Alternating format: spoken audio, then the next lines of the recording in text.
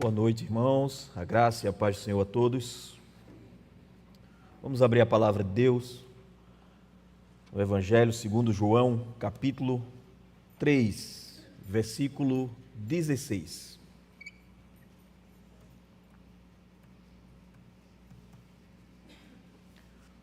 João, capítulo 3, versículo 16. Iremos meditar no seguinte tema: o assombroso amor de Deus revelado em Cristo.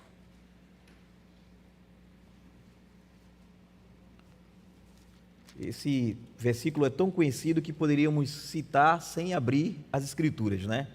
Mas vamos manter as Escrituras abertas, porque vamos expor à luz do seu próprio contexto.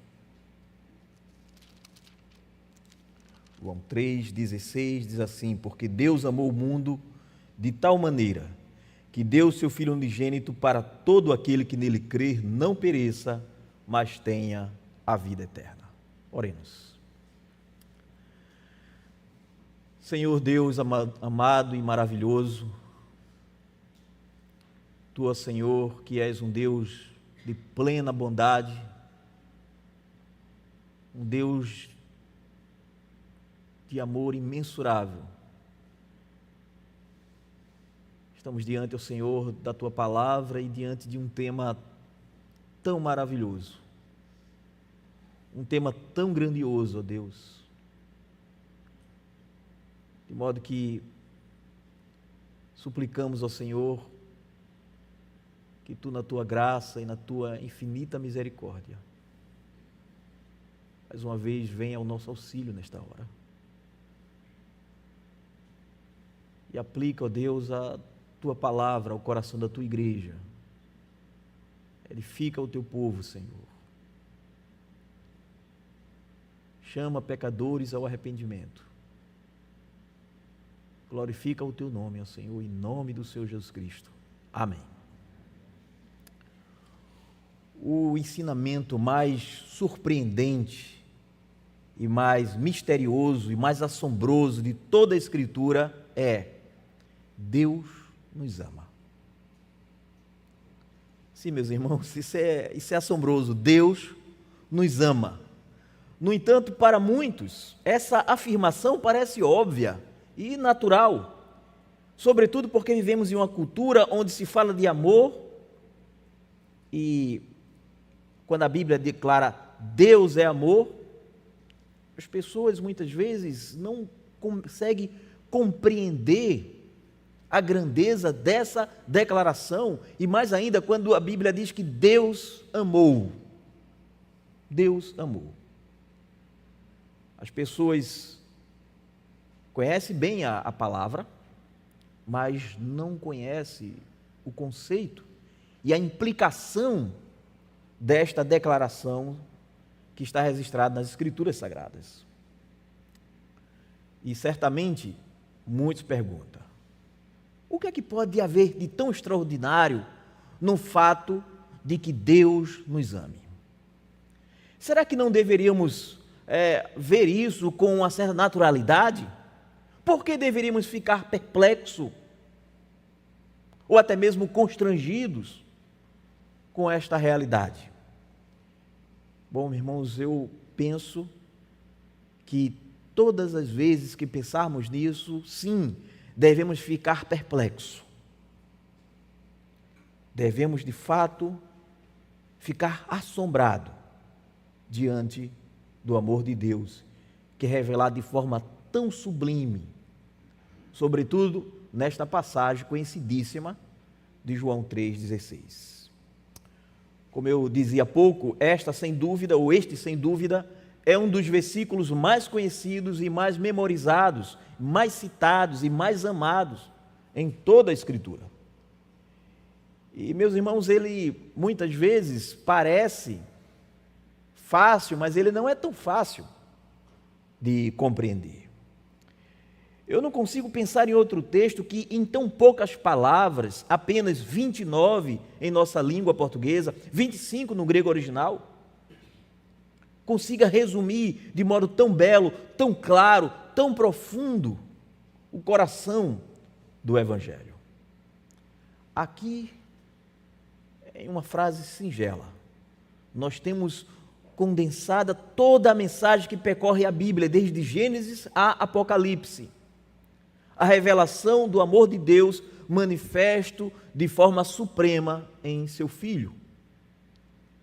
E é por isso que alguns vão chamar João 3,16 de o Evangelho em miniatura. O que pretendo nesta ocasião é conduzir você a olhar com mais atenção para esse texto que é tão familiar, mas que talvez justamente por isso é tão pouco meditado em sua profundidade. Eu quero então expor esta passagem, destacando aqui pelo menos 3 elementos que contém apenas nesta frase. Esta passagem, obviamente, está em um contexto maior, que vamos considerá-lo a expor. Mas eu quero me limitar a esta declaração e trazer 3 elementos que contém nela aqui, para que possamos contemplar, ainda que de maneira limitada, a grandeza do que aqui está revelado. Em primeiro lugar, quero levá-lo a meditar a respeito da fonte deste amor. Quando nos é revelado tanto o sujeito e o objeto. O primeiro elemento que eu quero destacar, contido nesse texto, é justamente o sujeito deste amor. Bom, para quem não se lembra das aulas de gramática, uma oração tem sujeito e predicado. O sujeito é quem realiza a ação do verbo. E quem é que realiza a ação do verbo aqui? Deus. Diz assim, porque Deus amou. Deus amou. De tal maneira. O Deus Todo-Poderoso, o Criador do Universo, o Deus de toda a sabedoria, de toda a justiça, de toda a santidade, amou o mundo. O amor é uma virtude mais apreciada pelo ser humano. De fato, a menos que uma pessoa sofra de algum sério transtorno mental ou emocional, todos desejam ser amados, todos se deleitam no fato de poder amar e ser amado. No entanto, por mais que amemos outra pessoa ou outras pessoas, o nosso amor, ele será sempre imperfeito, será sempre limitado, será sempre defeituoso, porque nós somos perfeitos e limitados e defeituosos. Todos nós lutamos contra o orgulho. Todos nós lutamos contra o egoísmo do nosso coração, que nos impede de amar como deveríamos amar. Nós não amamos perfeitamente ninguém. Então, se você acha que ama de verdade, o fato é que você não ama, nem também eu, como deveríamos amar. Mas este não é o caso de Deus. Nosso Deus é perfeito em bondade, perfeito em compaixão, perfeito em misericórdia, perfeito em paciência, perfeito em sabedoria, perfeito em todos os seus atributos. De modo, meus irmãos e irmãs, não existe amor no mundo que possa ser comparado com o amor de Deus. E se alguma vez você acha que amou, ou talvez que neste momento está experimentando o amor sincero e profundo,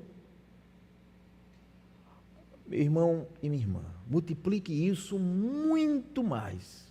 E ainda assim, você estará longe de entender o amor de Deus. De fato, segundo as Escrituras, o amor não é apenas uma característica entre o conjunto de atributos que faz com que Deus seja Deus, mas, como eu já disse na introdução, Deus é amor. O amor é um componente essencial da sua natureza. Agora, é claro que isso não elimina a realidade de que o nosso Deus também é perfeitamente santo, perfeitamente justo, mas a santidade e a justiça de Deus, na verdade, vai ressaltar ainda mais quão misterioso e quão assombroso e quão incompreensível é o amor de Deus, sobretudo quando consideramos o objeto deste amor. Por que Deus amou de tal maneira? Ou a quem Deus amou de tal maneira? Diz o texto aí que Deus amou o mundo. O problema com essa declaração é que muitos leem a palavra mundo como se João estivesse aqui dizendo que o amor de Deus é tão grande, mas tão grande que abrange todos os seres humanos que já viveram neste mundo e que vivem ainda hoje neste mundo. Bom, segundo algumas estatísticas, até hoje nasceram cerca de 70 bilhões de pessoas e não temos a menor ideia de quantos mais nascerão até que a história da humanidade chegue ao seu fim. Pois alguns presumem então que João 3,16 ensina que o amor de Deus é tão grande que enviou o seu próprio Filho para morrer por cada pessoa deste mundo, por todos ainda que virão também. Assim, eles dizem, assim grande é o amor de Deus. Agora, embora isso pareça ser surpreendente, que Deus possa amar tanta gente ao mesmo tempo, Jesus não está usando essa medida aqui para mostrar a grandeza do amor de Deus. Meus irmãos, não esqueça quem é esse Deus que amou de tal maneira o mundo. Nosso Deus não tem limites, de modo que ele não pode ser medido pela quantidade de pessoas que ele ama. Assim, medir a grandeza de Deus pela quantidade de pessoas que habitam em nosso planeta seria como medir a força de um levantador de peso olímpico desafiando-o a levantar um grão de arroz. Isso seria ridículo, porque ele pode levantar isso e muito mais. Pois bem, o mesmo podemos dizer do amor de Deus. É tão surpreendente que Deus ame um único ser humano, apenas um, quanto ame 10 bilhões ou milhões de pessoas. Este não é o ponto, a quantidade de pessoas, não é o número, não é pela quantidade de gente que devemos medir o amor de Deus. De fato, meus irmãos, se interpretarmos a palavra mundo desta maneira, como aqueles que interpretam sem se dar conta, e muitas vezes eu tenho certeza que sem ter um cuidado exato, bem intencionados, mas ter um cuidado exato de olhar as Escrituras, na verdade estão diminuindo e limitando o amor de Deus. Deixe-me explicar o que eu quero dizer com isso. Todas as pessoas são salvas? Obviamente que não. Todos os seres humanos são salvos? Obviamente que não. De modo que, se interpretarmos aqui a palavra mundo como significando todos que já viveram e que viverão neste planeta, temos que chegar à conclusão de que a única coisa que Deus fez em favor de todos os indivíduos que vivem no mundo foi lhe abrir um caminho de salvação e depois os deixarem na mão para eles terem na mão ali a tarefa de salvar a si mesmo. Porque nós sabemos que nem todos serão salvos, nem todos foram salvos, inclusive alguns que já estão sofrendo no inferno, esperando o dia do juízo.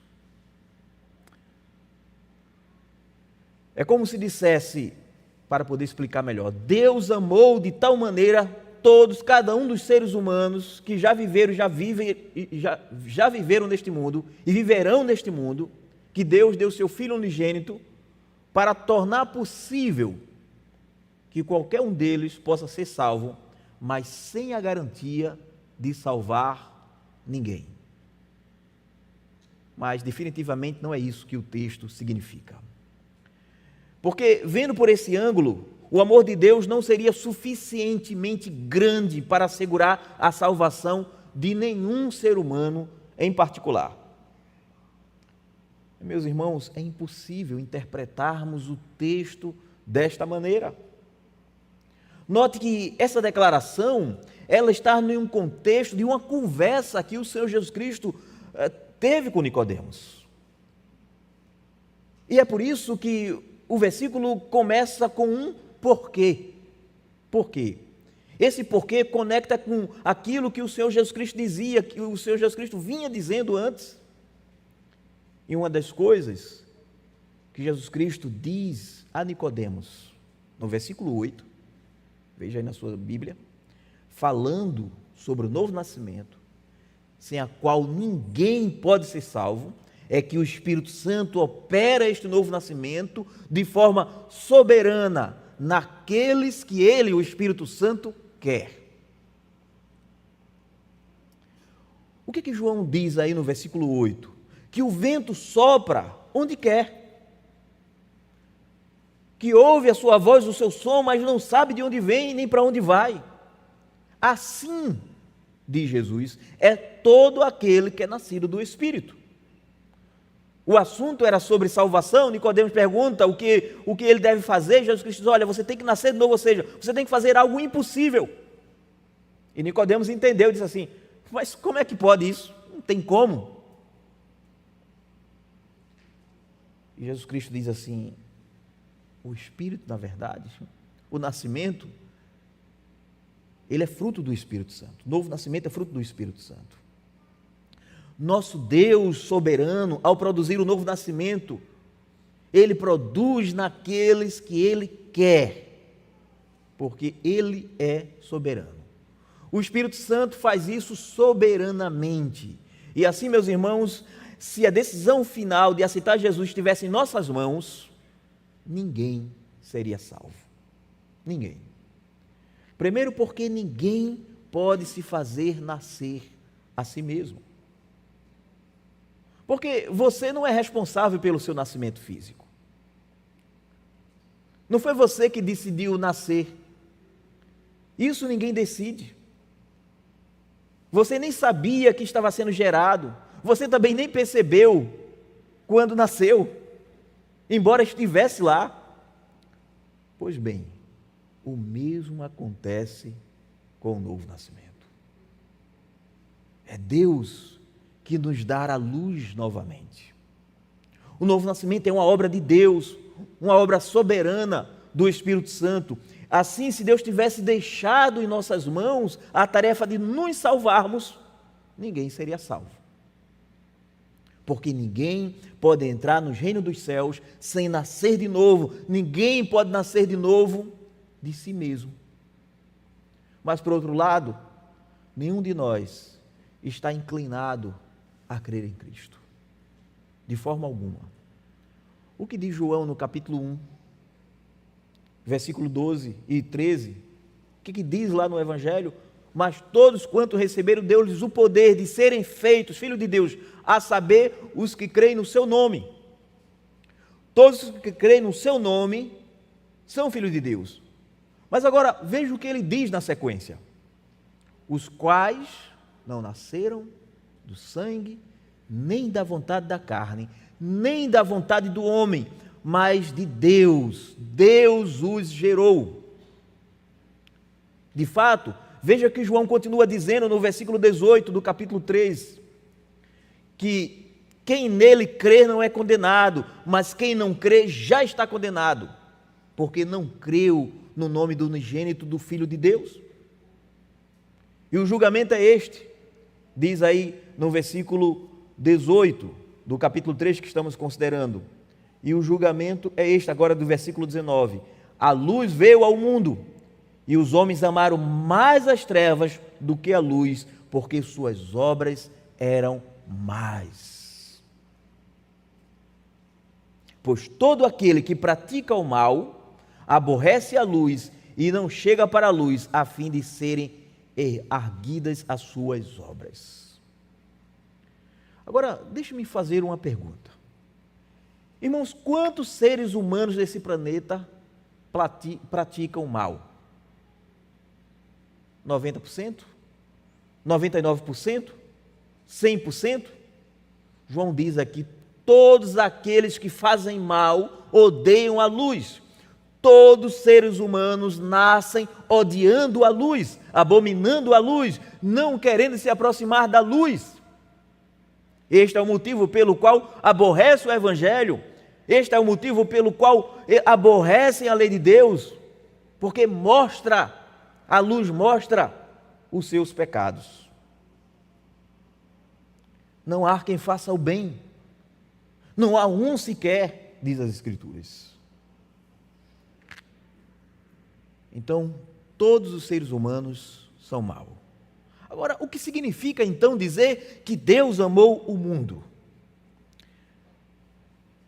Já vimos que não significa todos os seres humanos que viveram, que vivem ou que viverão. Como é que esse versículo então pode ser entendido? Não está aqui falando de um alcance numérico. O que significa então, quando João usa a palavra mundo, no grego aqui a palavra cosmos, em seu evangelho, quase sempre não é no sentido positivo. Ao contrário, se refere a um sistema organizado de maldade que caracteriza a humanidade em rebelião contra Deus. O que João então quer dizer aqui? O termo, em outros contextos, pode significar ordem, pode significar criação ou humanidade, mas aqui João carrega fortemente a ideia de um mundo caído, hostil, que se opõe a Deus. Por exemplo, lá em João, no capítulo 15, versículo 18, Jesus Cristo disse aos seus discípulos: se o mundo, a mesma palavra, cosmo, se o mundo vos odeia, sabei que primeiro do que a vós, me odiou a mim. Aqui então o mundo é o conjunto da humanidade em seu estado de inimizade contra Deus. Portanto, quando João escreve então João 3,16, registra na verdade as palavras do nosso Senhor, dizendo que Deus amou o mundo, Jesus então está apontando para uma humanidade caída, que odeia Deus, que ama as trevas mais do que a luz, que prefere o pecado à santidade. E precisamente por isso que essa declaração é tão assombrosa. O amor de Deus não se dirigiu ao mundo neutro. O amor de Deus se dirigiu a pessoas que estão em um mundo que o odeia. Se dirigiu a pessoas que naturalmente estão inclinadas a aborrecê-lo. É um mundo rebelde, um mundo corrompido, um mundo hostil ao Criador. É por isso que Spurgeon, quando estava expondo esse texto, ele cunha a expressão dizendo assim: ora, Deus não viu nenhuma flor perfumada no mundo para que pudesse impulsioná-lo a amar. Não havia nada, apenas hostilidade e rejeição a Ele. É a esse tipo de pessoas que vivem nesse sistema, neste modo de vida, que Deus amou. De modo que, se Deus amasse apenas uma pessoa deste mundo, já seria algo assombroso. Portanto, aqui não se trata de quantidade de pessoas, mas a qualidade moral de quem somos. O santo e justo Deus, aquele que abomina o pecado em toda a sua essência, que é absolutamente puro, incomparável, esse Deus decidiu amar precisamente pessoas que pertencem a esse cosmo, a este mundo rebelde. Porque Deus amou o mundo de tal maneira. O mais surpreendente é que Ele esteve disposto a fazer por este mundo abominável. Isso me leva ao segundo ponto. A prova do amor. Nós temos aqui então o dom e a extensão desse amor. O amor de Deus não ficou restrito em uma declaração. Ele se manifestou em um ato supremo, em um dom sacrificial. E nós podemos ver aí Note bem, o verbo que João emprega aqui no grego é a palavra endoken, que é trazida por deu. Este verbo aqui não se limita a uma concessão qualquer, mas frequentemente carrega a ideia de entregar até as últimas consequências. O Deus Pai não apenas enviou o seu Filho, mas Ele deu o seu Filho. Esse dar não aponta apenas para a encarnação, mas para a cruz, o clímax em que o Pai entregou o Filho à morte por amor de nós. O Filho que foi dado, e este Filho é o Filho monogênes, ou, como está traduzido aí, unigênito. O Deus de Deus, luz de luz, como diz o antigo credo. Esse termo não significa apenas o único que foi, ele não significa o único que foi gerado, na verdade, no sentido biológico, mas o único de sua espécie. Aquele que é sem paralelo, que é absolutamente singular. Cristo, o único Filho eterno de Deus, da mesma essência do Pai. Portanto, João quer sublinhar aqui que Deus deu o que lhe era mais precioso, o seu único Filho amado, aquele a quem ele se compraz. O amor verdadeiro não apenas usa palavras, mas se manifesta na entrega. De modo que pais, esposos, filhos, você sabe que amar exige abrir mão, exige sacrifício. O amor de Deus é o paradigma supremo disso. Ele não poupou o seu Filho, mas, como diz o apóstolo Paulo, entregou por nós. Não percamos de vista aqui o contexto imediato de João 3,16. Veja aí do versículo 14 ao versículo 15. Antes do versículo 16, Jesus recorda a Nicodemos um episódio importante que ocorreu lá no Antigo Testamento, da serpente de bronze, está registrado lá em Números, no capítulo 21. O povo rebelde foi picado por serpentes venenosas, de modo que eles só podiam ser salvos, se salvar da morte ali, só podiam viver se olhassem, crendo, com fé, para o sinal levantado por Deus no deserto. Veja, não era a serpente de bronze que os salvava da morte, mas era o fato de que Deus ordenou e eles creiam nisso e olhavam para a serpente. E com essa fé, então, crendo, eles eram salvos, certo? Eles olhassem para o sinal levantado por Deus. Assim também Jesus Cristo vai dizer então a Nicodemos. Assim também, Nicodemos, o Filho do Homem será levantado. Erguido, a palavra grega, palavra que João sempre usa, que remete tanto para a exaltação quanto a crucificação do nosso Senhor. Cristo seria erguido na cruz, para que todo aquele que olhar para ele, a fé não morra, olhar para ele com fé não morra, mas tenha a vida eterna. Agora, uma pergunta que devemos fazer: por que uma serpente? Por que uma serpente?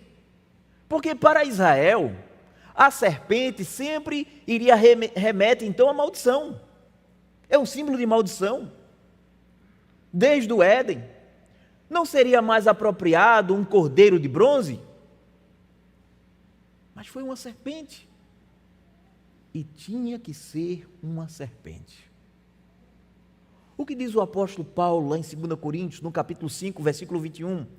Aquele que não conheceu o pecado, se fez pecado por nós, para que nele fôssemos feito justiça de Deus. O Filho Santo de Deus se fez pecado, para que fôssemos feitos justiça de Deus nele, Paulo diz lá em Gálatas, no capítulo 3, versículo 10, que Cristo nos resgatou da maldição da lei. Como? Fazendo-se Ele mesmo maldição em nosso lugar. E ele diz, porque está escrito, maldito todo aquele que for pendurado no madeiro. Cristo foi o maldito de Deus por minha culpa e por sua culpa. Assim é o grande amor de Deus. Cristo, Ele ali como se fosse um buraco negro, absorvendo toda a ira que nós merecíamos pelos nossos pecados. Ele é levantado como maldito, assim como a serpente, que ali trouxe a maldição entra no mundo pelo pecado, por o homem dar ouvido à serpente, a antiga serpente, que é o diabo, Satanás. Agora Cristo então é levantado e absorve toda a ira por causa a ira do Deus Pai por causa dos nossos pecados. E por que Deus fez isso? A resposta que a Bíblia dá é por amor. Porque de tal maneira, tal é a grandeza do amor de Deus, que Ele pôde vencer a sua própria aversão à pecaminosidade do mundo, entregando o que Ele mais ama às pessoas que mais o odeiam. Essa é a grande lição de João 3,16. Foi por amor a pessoas no mundo, gente pecadora, que Deus entregou o seu Filho unigênito para esse mundo que lhe virou as costas, para esse mundo que constantemente pisa em sua lei. Assim é o grande amor de Deus. Agora, não esqueça que todos nós, pertencíamos a este mundo, como o Senhor Jesus Cristo vai ensinar. Ou seja, nós não estamos falando aqui daqueles pecadores perversos, apenas daqueles que estão lá fora. O que o Senhor Jesus Cristo diz aos seus discípulos no capítulo 15 do Evangelho de João? Ele diz assim, ora, se vós fosseis do mundo, o mundo amaria o que é seu, mas porque não sois do mundo, antes vos escolhi do mundo, por isso o mundo vos odeia. Ou seja, Jesus Cristo está dizendo, vocês também pertenciam ao mundo. A única razão pela qual vocês hoje não pertencem a esse sistema de maldade é porque eu soberanamente os escolhi do mundo para que fossem meus. Eu escolhi do mundo, os separei do mundo para que agora vocês me pertençam.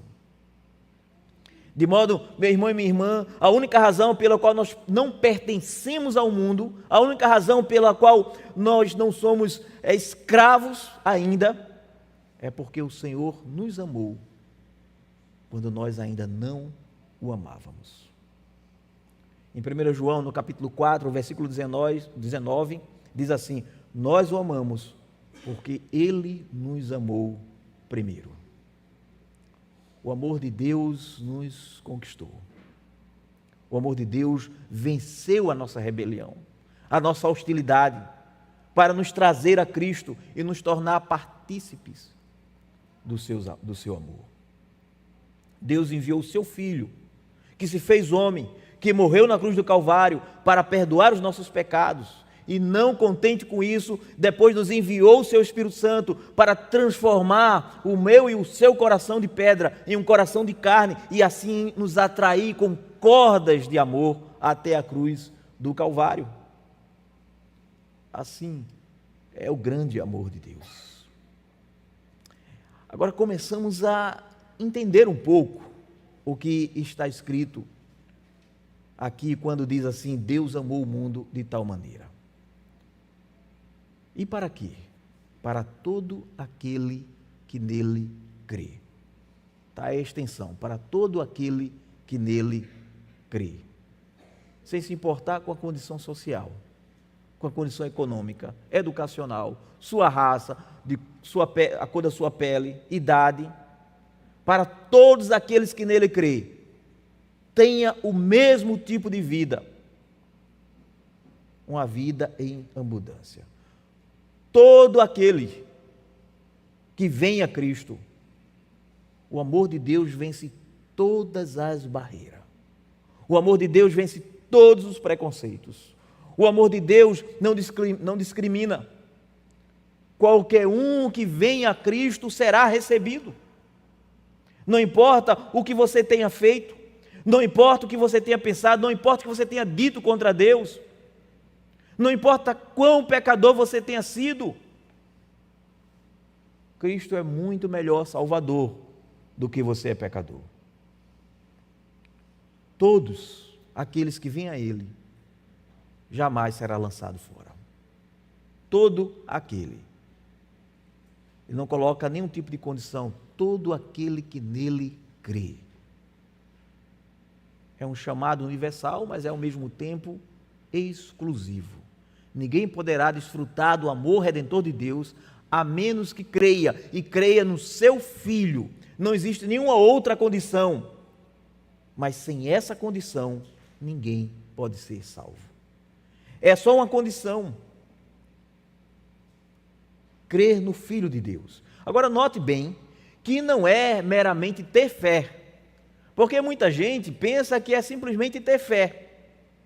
E quando as pessoas pensam em fé, as pessoas não pensam em fé como um dom de Deus, como um conjunto de verdades reveladas, mas em uma crença ou uma crendice. Não se trata disso, porque você acreditar em alguma coisa ou em alguém é absolutamente inútil. Não serve para nada. Se a sua fé, se a sua crença não está colocada no objeto correto. Veja, tem uma música que talvez alguns aqui conheçam, de Elvis Presley, que chama-se I Believe, ou Eu Acredito. Em uma das estrofes ele dizia: cada vez que eu ouço o choro de um bebê recém-nascido, ou toco a folha de uma árvore, eu olho para o céu, então eu sei porque eu acredito. Mas a canção não dizia, ou não diz, em quem crer. Você já ouviu certamente essa frase, né? A fé move montanhas. Não, a fé não move nenhuma formiga. A fé não faz nada. Quem move montanha é o Deus, por meio da fé em seu Filho. A exigência do Evangelho é muito específica, que creiamos em Cristo e em mais ninguém. Não se trata simplesmente em crer em Cristo, mas em crer no Cristo revelado nas Escrituras Sagradas. Porque Nicodemos, de novo, voltando aqui para o contexto, lhe diz: Senhor, eu sei que vieste da parte de Deus, como mestre, que és mestre. E Cristo responde: sabe de uma coisa, Nicodemos? Isso não me impressiona. Porque crer simplesmente que eu sou um mestre, crer que eu sou um grande homem, ou que eu sou alguém à frente do seu tempo, não vai te salvar. É crer em mim, como aquele que será levantado na cruz, para que todo aquele que nele crê, neste Cristo crucificado, não se perca, mas tenha a vida eterna. Portanto, não se trata nem mesmo de crer em Cristo de maneira genérica. Crer em Cristo como aquele que morreu numa cruz para pagar a nossa dívida ao Pai.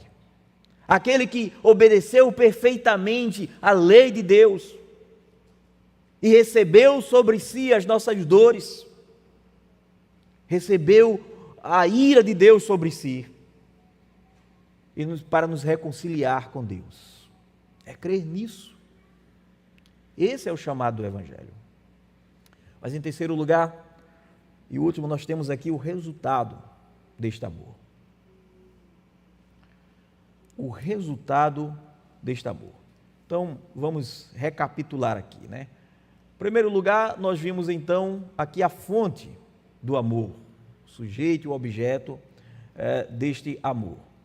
Depois, então, nós vimos ainda o resultado deste amor. E agora, nós vimos, antes do resultado, nós vimos ainda, irmãos,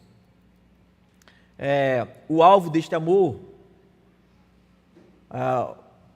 quem nos salvou. Agora, a prova deste amor, como Deus prova este amor, né? O dom deste amor, mostrando o que foi que Deus nos ofereceu. E agora nós vamos ver, então, o resultado deste amor.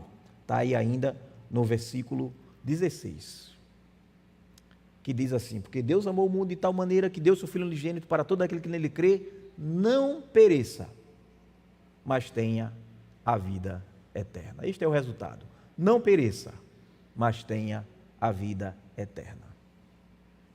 Eis aqui as duas únicas opções para toda a raça humana. Não existe uma terceira via. Ou é salvação ou é perdição. E quem faz a diferença é o Senhor Jesus Cristo. Ele é a linha divisória. Os crentes não terão que enfrentar o veredito da condenação no tribunal de Deus, porque confiamos naquele que pagou a nossa dívida com a justiça divina na cruz do Calvário. Agora, quem não crer no Filho, só lhe resta condenação. Os que se recusam a crer, que permanecem em sua incredulidade, não poderão escapar deste destino terrível. E sabe por quê? Porque o veredito final foi emitido. Você leu o versículo 18, leia novamente.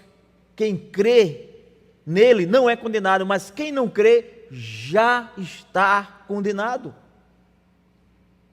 Diz no versículo 36, quem crê no Filho tem a vida eterna, quem, porém, desobedece ao Filho não verá a vida, mas sobre ele permanece a ira de Deus. Meu amigo, você que está me ouvindo esta noite, ouça bem. Se você não crê em Jesus, conforme ele nos é apresentado nas Escrituras Sagradas, não é que você vai colher a ira de Deus. A ira de Deus já está sobre você neste momento. A ira de Deus não é Deus assim, roxo de raiva, não. É o juízo justo, santo de Deus contra pecadores rebeldes. Como dizia Jonathan Edwards, você está nas mãos de um Deus irado. E Deus não tem nenhuma razão para não lhe lançar no inferno. Nenhuma. Do contrário, ele tem muitas razões para fazê-lo. A ira de Deus já está sobre você. O veredito já foi emitido no tribunal. Portanto, só há duas opções: vida eterna ou condenação perpétua. E a linha que separa um destino do outro é o Senhor Jesus Cristo. Quem crê no Filho tem a vida eterna. Isso não significa apenas viver para sempre. O que isso quer dizer é que aqueles que creem em Jesus Cristo viverão pelos séculos dos séculos em uma comunhão deleitosa com o Deus Trino. É o que diz lá em João, capítulo 17, versículo 3, a vida eterna é esta, que te conheça a ti, o único Deus verdadeiro, e a Jesus Cristo, a quem enviaste. Assim, a vida eterna não se mede em função de tempo, mas em função de relacionamento. Jesus Cristo diz assim: eu sou o pão da vida, aquele que vem a mim jamais terá fome, quem crê em mim jamais terá sede. Só em Cristo há verdadeira satisfação, porque somente Ele que nos reconcilia com o nosso Criador, com Deus Pai. Assim, o que esse texto nos ensina é que Deus amou o mundo de tal maneira que deu seu Filho unigênito, aquilo que Ele mais amava, para que todo aquele que deposite nele a sua fé não apenas escape da condenação do inferno, mas possa desfrutar desde agora e para sempre uma comunhão deleitosa e eterna com esse Deus que tanto amou o mundo. E você então é lançado no oceano do amor de Deus. Você é rodeado por este amor. Deus entregou o seu Filho para que você pudesse ter comunhão com Ele. É disso tudo que se trata. Deus esteve disposto a dar aquilo que Ele tinha de mais valioso, para que nós pudéssemos ter uma comunhão deleitosa e permanente com Ele. Medite nisso.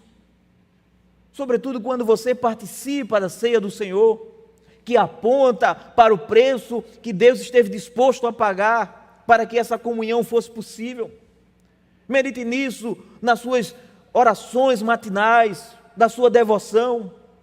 O fato de que você foi transportado das trevas para o reino do Filho do seu amor. Peça a Deus em oração que o ajude a crescer em graça, em gratidão.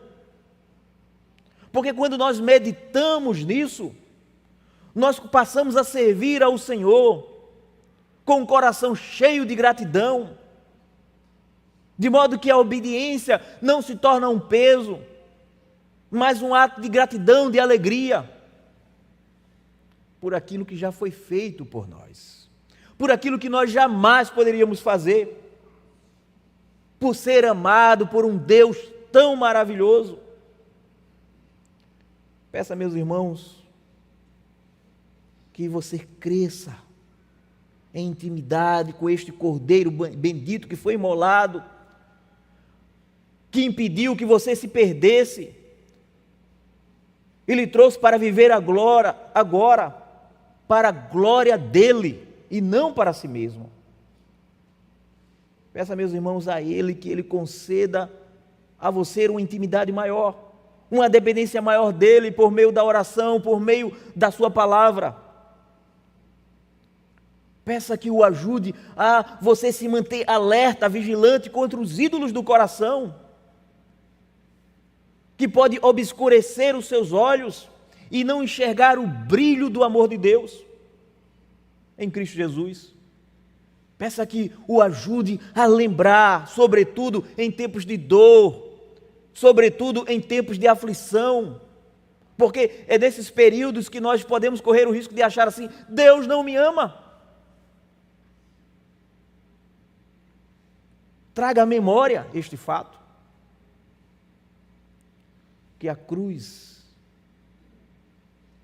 é a medida do seu amor. João 3,16 não diz: de tal maneira Deus amou o mundo que fez de tudo para os seus filhos, para que seus filhos não tivessem nenhum problema. Não é isso que o texto diz. De tal maneira Deus amou o mundo e deu o seu Filho, para que nós não pereçamos, não se perca, mas que desfrutemos da vida eterna. Não importa a dor presente, não importa a aflição presente. Como diz um puritano Richard Chambers, ele diz assim: não meça o amor de Deus e o favor de Deus pelos seus próprios sentimentos. O sol brilha mais claramente no dia mais escuro. A diferença não está no sol, mas em algumas nuvens que muitas vezes impedem a manifestação da luz. O amor de Deus deve ser medido à luz da cruz do Calvário. E pode ser que neste momento você esteja com algumas nuvens muito escuras sobre a sua cabeça, que está impedindo de você ver o sol radiante do amor de Deus. Mas sabe de uma coisa? O sol continua brilhando do mesmo jeito. O amor de Deus continua intenso do mesmo jeito. O amor de Deus continua brilhando, porque Ele deu o seu Filho por você. Agora, se você está sem Cristo, se você ainda não veio a Ele em arrependimento e fé, Eu lhe pergunto, como é que você vai responder nesta ocasião ao surpreendente e incompreensível amor de Deus? Porque deixe-me dizer algo, não fazer nada já é fazer alguma coisa. Se você ouviu até aqui o que Deus esteve disposto a dar para que pecadores não se percam, e você então decide ignorar isso, você decide ser indiferente a esta mensagem, você já está fazendo algo. Você está rejeitando este presente de Deus em Cristo Jesus. E para a sua própria perdição, para o seu próprio prejuízo. Eu lhe pergunto, você vai desprezar Cristo esta noite? Ou virá humilhado a Ele para que seja salvo? Que o Senhor então abençoe a sua palavra com poder nesse momento, de tal modo que muitos sejam convencidos do seu pecado, muitos sejam convencidos de sua condenação e veja em Cristo um Salvador extraordinário, maravilhoso, totalmente suficiente que sua alma precisa. De modo que venha a Cristo para ser salvo. E aqueles que já estão nele, viva com o coração cheio de gratidão, obedecendo ao Senhor com alegria, sabendo quanto Ele nos amou. Que Deus nos abençoe.